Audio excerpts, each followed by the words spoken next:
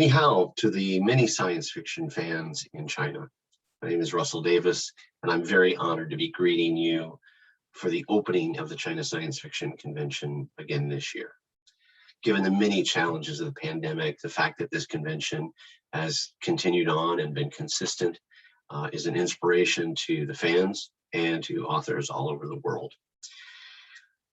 I'll be watching as much as I can online, and I hope everything goes smoothly. I want to thank the organizers for the opportunity to once again speak to all of you, and I wish the event a complete and rousing success. One of the most common questions I'm asked as a writer is what it's like to write in so many other worlds that I didn't create. Worlds like the Transformers, the Twilight Zone, the Librarian, even Don Pendleton's famous action series about Mac Bolan.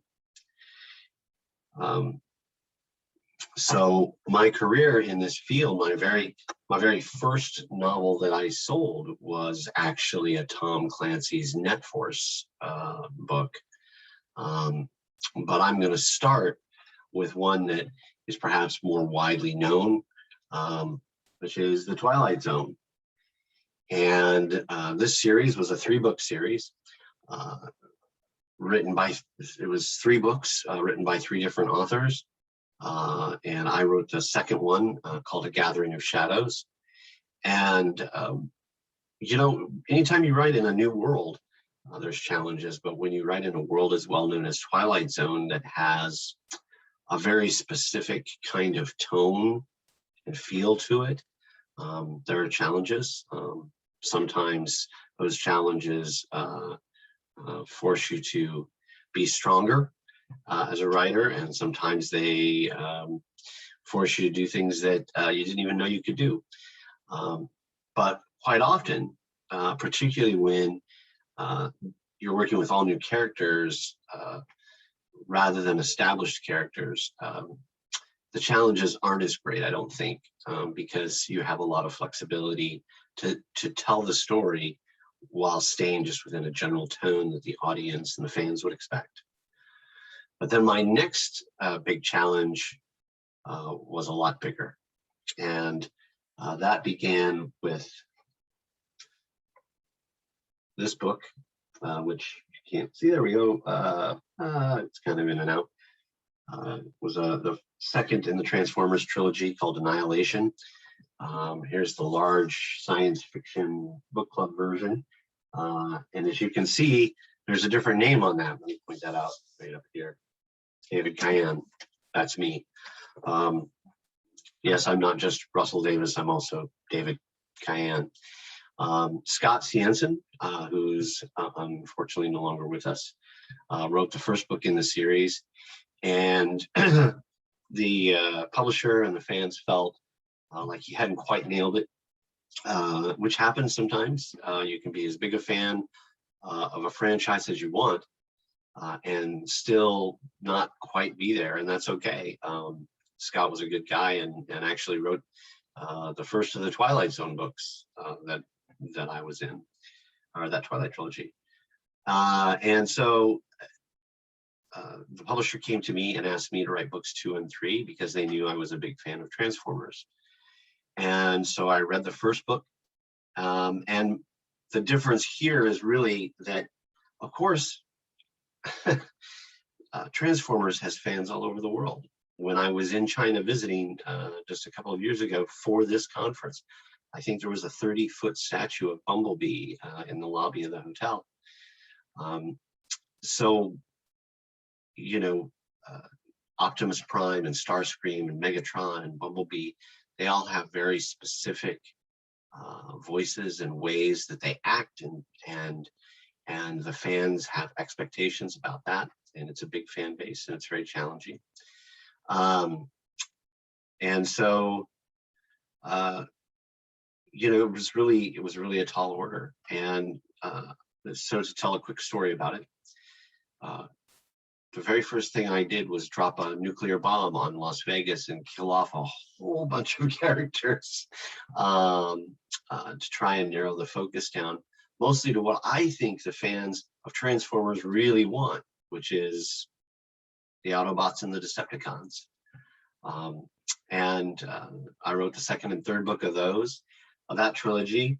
And I was having so much fun doing it that I actually convinced them to let me do this one, which you may have never even, let me see here, you may have never even gotten to see over there, which was an anthology collection of short stories.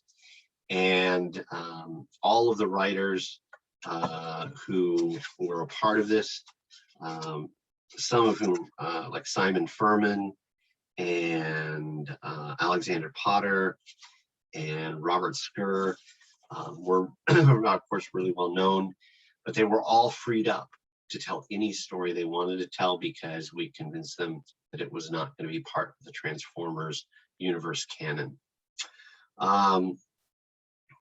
The other Transformers book that I was involved with was this one. And as you can see here, I keep having trouble fading in and out. There we go. This was Transformers Ghosts of Yesterday. Alan Dean Foster wrote the final version. And if you look very closely on here, you can see, maybe you can see, based on a story by David Cayenne. What was great fun about that was we were telling, the story of what happened before the first big movie came out, and what an exciting thing that was to have read the script and been able to be a part of that.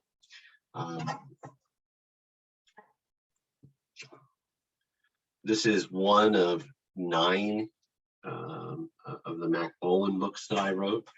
The challenge with Mac Bolan, of course, there's over 400 Mac Bolan novels in existence.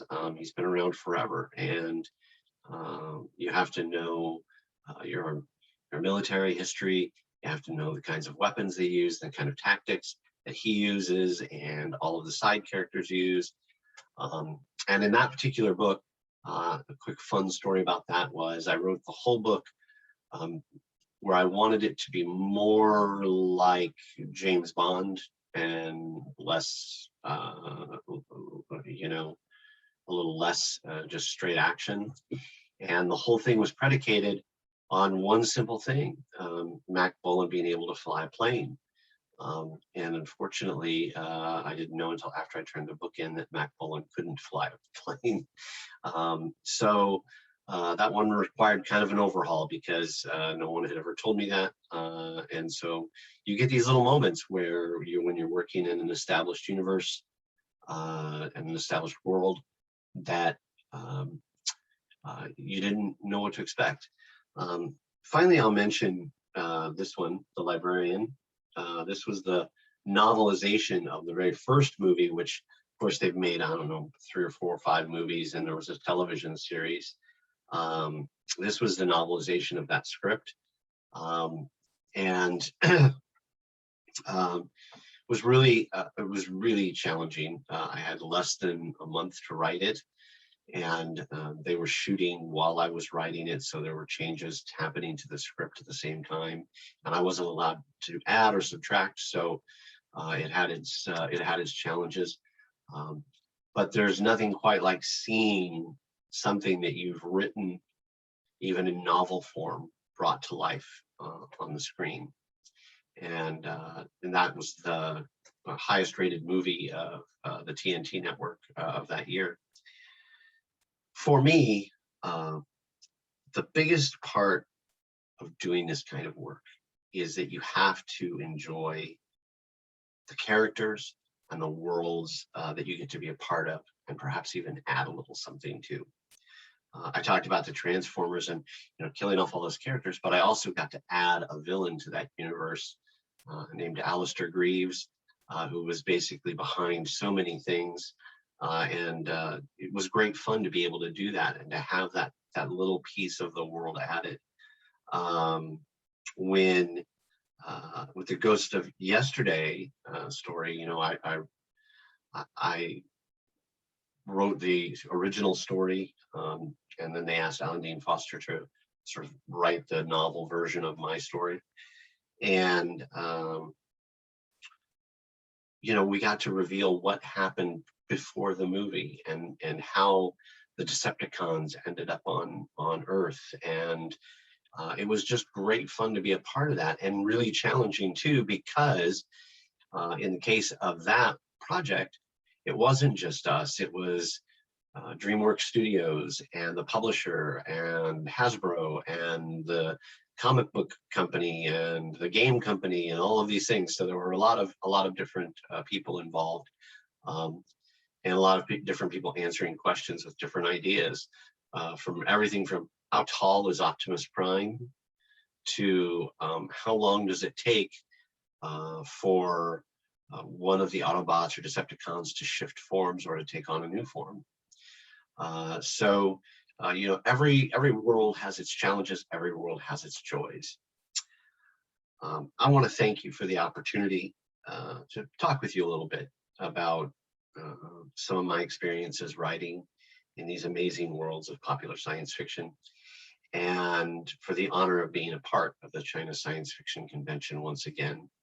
I do hope someday to return. Best wishes to everyone. 谢谢。